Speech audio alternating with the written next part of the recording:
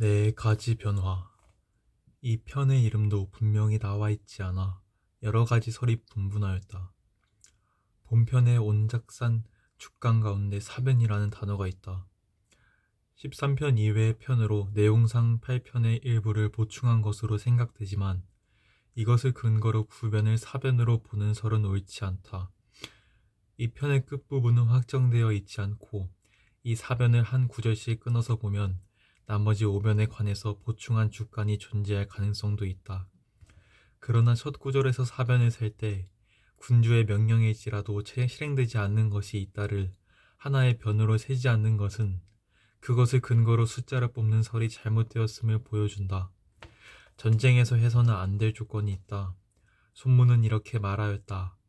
내가 전에 병법의 원칙의 길 가운데에서 다녀서는 안 되는 길이 있고 공격 대상 가운데에서는 공격해서는 안 되는 적군이 있고 성에서 공격해서는 안 되는 성이 있으며 어떤 전략 지점 가운데에서도 쟁탈해서는 안 되는 지점이 있고 군주의 명령일지라도 실행되지 않는 명령이도 있을 수 있다고 했습니다. 공격로로 사용해서는 안 되는 길 중엔 다녀와서는 안 되는 길이 있다는 말은 이런 경우입니다. 적국의 국경을 넘어서 아직 깊이 침공하지 못하였을 때는 사전에 준비한 적국 안의 지형, 교통, 방어 거점 등의 정보가 명확하지 않아서 장래의 전술 전개가 미덥지 않은 경우입니다.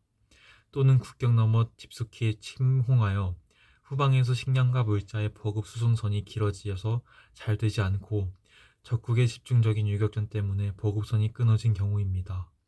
이와 같이 경우에 이동하려고 하면 불리한 조건이 겹쳐서 싸움에 질 가능성이 커집니다. 지도자가 결단하여 미리 멈추지 않으면 적군이 대거 앞뒤에서 공격하여 통로의 가운데에서 포위되어 전멸하게 됩니다. 이와 같은 통로는 공격로로서 선택해서는 안 됩니다. 이쪽이 충분히 세밀한 정보를 잡고 있고 적이 전혀 상상도 할 수 없는 길이야말로 침공이나 보급에 알맞은 통로인 것입니다. 공격해서는 안 되는 적군, 공격 대상 가운데 공격해서는 안 되는 적군이 있다라는 말은 이런 경우입니다. 적과 아군이 맞붙어서 대치하면서 결정적인 전투는 치르지 않고 있을 때 곧바로 아군의 피해 상황과 전력을 조사한 다음에 다시 결전하여 적을 쳐부수고 적의 장군을 사로잡을 수 있는지 판단합니다. 그때 멀리 적군의 정세를 분석합니다.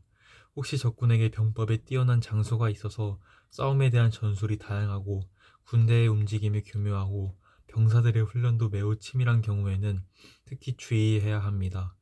적이 약한 듯이 보이고 아군에도 충분한 전투력이 있어서 적장을 죽일 수 있을 정도로 크게 승리할 가능성이 있더라도 그것이 적의 속임수일 경우를 경계해야만 합니다. 이러한 적군은 결전하여 승리할 것 같다가도 싸우지 않고 후퇴하지 않으면 안 됩니다. 적군을 쫓아가며 이쪽에 유리한 상황으로 유인하지 않으면 싸움의 주도권을 되찾을 수 없는 것입니다. 공략해서는 안 되는 성 가운데에서도 공략해서는 안 되는 성이 있다고 한 것은 이런 경우입니다. 아군의 전력을 조사할 때 성을 충분히 무너뜨릴 수 있는가를 판단하기 전에 주의해야 할 것이 있습니다. 그 성을 무너뜨린 다음에 전진기지로 쓸 수 있는지, 그 성을 얻어서 후방에 남겨 보급기지로서 쓸 수 있는지 고려하였을 때 적군이 총공격을 해오면 지킬 수 없는 경우입니다. 만일 이러한 도움이 되지 않은 성 때문에 아군이 한정된 전력을 쓸데없이 소모하여 침공작전이 곤란해지면 안됩니다. 전방에 있어서 모처럼 쉽게 적군의 성이 자진해서 항복하더라도 적군이 쳐들어오면 바로 상황이 뒤집어져 버려서 이기지 못한 것으로 되거나 이로운 것도 없이 후방에서 위협이 되지 않는 성은 함락시키더라도 함락하지 않는 것처럼 되어 적군을 막을 수 없습니다. 이러한 성은 아무리 무너뜨리기가 쉽더라도 공격하여 빼앗아서는 안 됩니다. 침공로를 고를 때에 전방의 성은 돌아가서 피할 수 있으므로 반드시 그 성을 무너뜨릴 필요는 없습니다. 오히려 성 안의 적군을 밖으로 꿰어내서 쳐부수는 전술을 써서 해롭지 않은 텅빈성으로 만드는 쪽이 침공하여 전진하는 데 유리합니다. 빼앗아서는 안 되는 지점, 또한 어떤 공격 지점 가운데 빼앗아서는 안 되는 지점이 있다라는 말은 이런 경우입니다. 이는 산지, 골짜기, 늪지, 호수의 4가지 지형으로 안전히 공격하고 후퇴하며 삶을 도모할 수 없는 곳입니다. 앞다투어 전진하기만 하면서 서로 빼앗으려고 충돌하다가 모두 죽는 전쟁터가 되어버리는 경우가 있습니다. 이러한 지점은 빼앗더라도 아무런 이익도 없고 그곳을 지키다가는 적의 유인전에 휘말려 위험하고 병력을 소모할 뿐입니다. 따라서 이러한 지점은 빼앗아서는 안 됩니다. 최초의 전략 단계에서 이러한 지형은 주의 깊게 피하여 적군과 충돌하지 않도록 하거나 또한 극비의 통로를 통과하거나 적의 계략으로 꿰어내서 쳐부수는 전술로서 역습을 당하지 않도록 하셔야 합니다. 실행할 수 없는 명령, 군주가 명령일지라도 실행할 수 없는 명령이 있을 수 있다는 것은 이러한 경우입니다. 군주의 명령이 전투 현장에 필요한 임기응변의 작전 판단과 상반되는 경우에는 명령대로 실행하기에 불가능하다고 말한 것입니다. 군주의 명령이 처음부터 이러한 현장 지휘관의 판단을 구속하지 않고 오히려 전략 목표를 달성하기 위해서는 작전 실행 단계에서 임기응변의 가능성을 인정한다면 명령은 지장 없이 실행됩니다. 이러한 현장에 따른 재량권을 인정하는 군주와 임기응변의 작전에 뛰어난 장군은 함께 지혜롭게 용변술의 본질을 이해하고 있다고 할 수 있습니다. 황제가 적재를 토벌하다. 이 편은 제일 앞에 은작산 죽간 뒷면에 황제 벌적재라고 정서되어 있어서 그대로 편명으로 정한 것이다. 13편 이외의 편 가운데 하나로서 행군의 황제 사군 지리를 보충 설명한 것으로 보인다. 그리고 이를 통해서 손무의 손자병법이 그 이전 황제로부터 면면이 이어져 왔음을 밝혀주었고 황제병법이 임기응변과 음모수술을 사용하는 기병과 정면의 전면전을 사용하는 정병을 적절히 배합한다는 점에서 손무의 병법과 일치한다는 점도 보여주고 있다. 전설 속 황제의 방법, 손무가 이렇게 말하였다.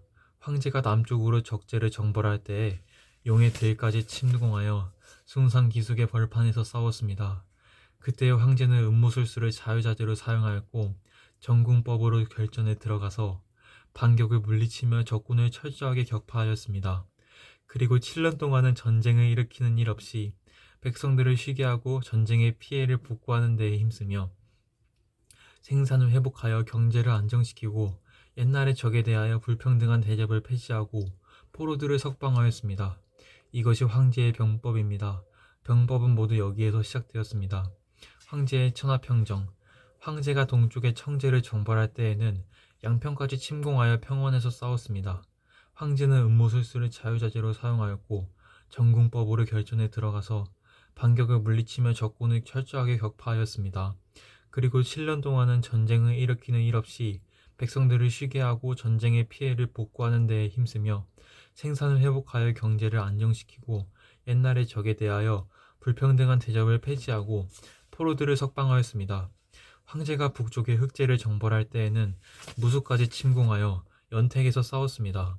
황제는 음모술수를 자유자재로 사용하였고 전궁법으로 결전에 들어가서 반격을 물리치며 적군을 철저하게 격파하였습니다. 그리고 7년 동안은 전쟁을 일으키는 일 없이 백성들을 쉬게 하고 전쟁의 피해를 복구하는 데에 힘쓰며 생산을 회복하여 경제를 안정시키고 옛날의 적에 대하여 불평등한 대접을 폐지하고 포로들을 석방하였습니다. 또한 황제가 서쪽의 백제를 정벌할 때에는 무광까지 침공하여 염택에서 싸웠습니다. 황제는 음모술수를 자유자재로 사용하였고 전궁법으로 결전에 들어가서 반격을 물리치며 적군을 철저하게 격파하였습니다. 황제는 사방의 제왕들을 완전히 무찌르고 천하를 크게 통일하고 폭력으로 권력을 빼앗으려 하는 패거리를 제압하여 천하를 안정시켰습니다. 그래서 천하의 모든 백성은 황제에게 복종하고 그 밑으로 들어갔습니다. 탕왕과 무왕도 황제의 병법을 쓰다. 그 뒤 황제의 자손으로 실력을 갖춘 사람이 교대로 천하를 계승하여 우왕에 이르렀으나 하나라 말기에 폭군 거랑의 때가 되었다. 탕왕은 거랑을 토벌할 때에 명조까지 쳐들어가서 박전에서 싸웠습니다. 거랑도 음모술수를 자유자재로 사용하였고 전궁법으로 결전에 들어가서 반격을 물리치며 적군을 철저하게 격파하였습니다. 탕왕의 자손으로 은나라 말기에 주왕 때가 되었다. 무왕이 주왕을 토벌할 때에 흠수에 쳐들어가서 목야에서 싸웠다. 무왕도 음모술수를 자유자재로 사용하였고 전궁법으로 결전에 들어가서 반격을 물리치며 적군을 철저하게 격파하였습니다. 천하를 무력으로 평정한 탕제와 상황과 무왕은 모두 같은 병법을 쓰며 천하의 지리를 잘 이용하여 백성의 마음을 얻는 데에 성공하여 천하를 복종시킬 수 있었습니다.